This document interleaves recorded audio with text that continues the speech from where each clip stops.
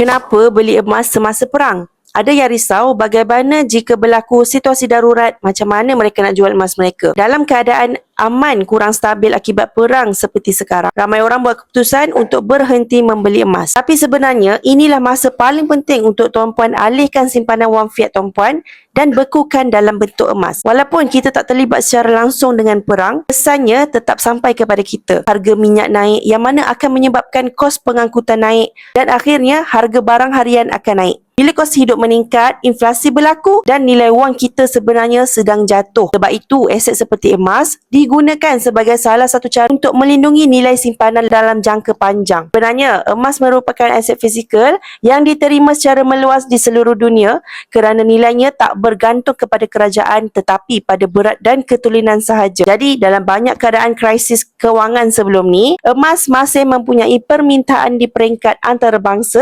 kerana sifatnya yang mudah dicairkan. Yang penting, simpanan emas bukan tentang situasi jangka pendek tetapi sebahagian strategi untuk memastikan sebahagian simpanan tuan-puan lebih stabil untuk menghadapi perubahan ekonomi nanti. Semoga perkongsian Hana bermanfaat dan boleh follow Hana untuk info lanjut tentang emas.